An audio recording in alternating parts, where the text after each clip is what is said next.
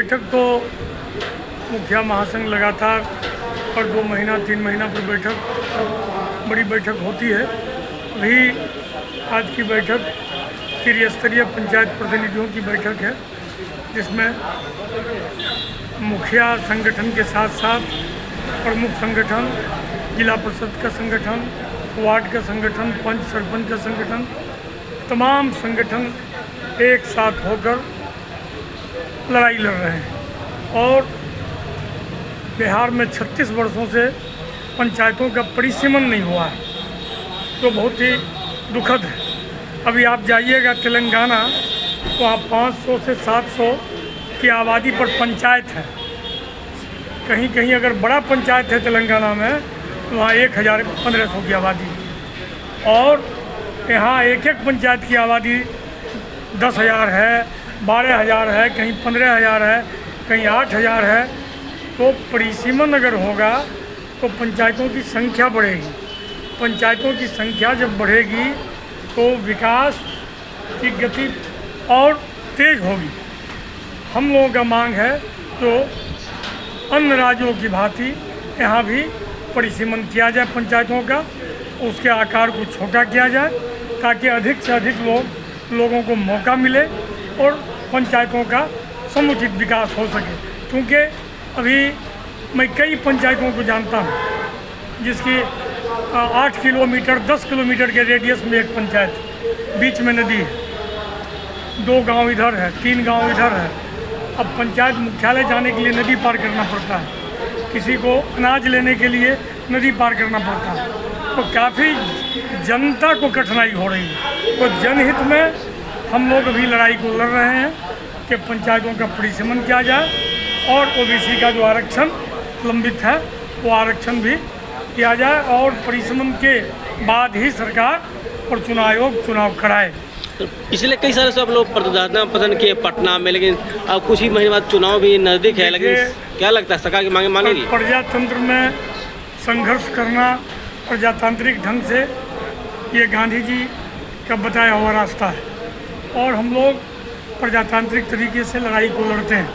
और अभी हम लोग उच्च न्यायालय गए हुए हैं, जैसा कि आप तमाम लोग जानते हैं, और उच्च न्यायालय में इसी जून में जवाब देना है चुनाव आयोग परिसीमन के सवाल को। जब इनका जवाब आ जाएगा तो फिर उच्च न्यायालय का निर्णय आएगा।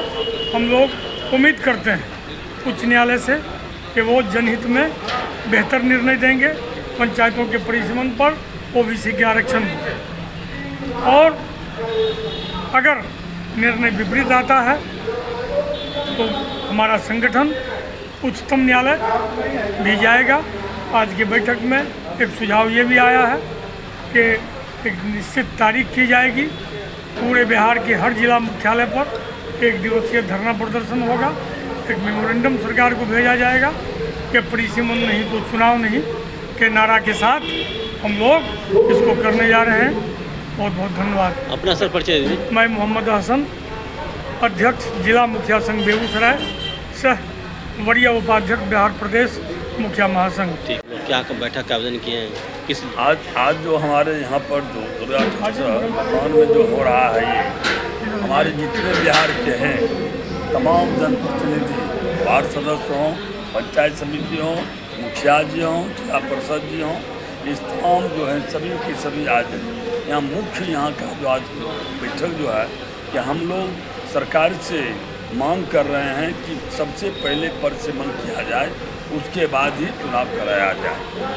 अन्य जो राज्य में जिस तरह चल रहा है कि पहले ये परिसीमन कराए उसके बाद चुनाव, आज हमारे बिहार में 36 साल हो गया है, आज तक यहाँ की सरकार ने नहीं परिसीमन कराया। परिसीमन कराने से क्या फायदा होगा कि हमारे राज्य का विकास होगा।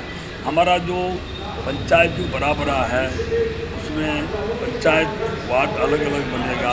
जो वार्ड बड़ा है, जिस वार्ड में अभी हमारे ही वार्ड में जैसे अब 25 गया है, और एक सरकार कहती है 1000 पर एक वार्ड बनेगा, तो उस ढंग से अगर बनेगा तो हमारे वार्ड बनेगा, पंचायत बनेगा, ब्लॉक बनेगा, थाना बनेगा, क्या कहते हैं विधानसभा सीट बढ़ेगा, संसद का सीट बढ़ेगा, तो वो विकास की आगे बढ़ेगा।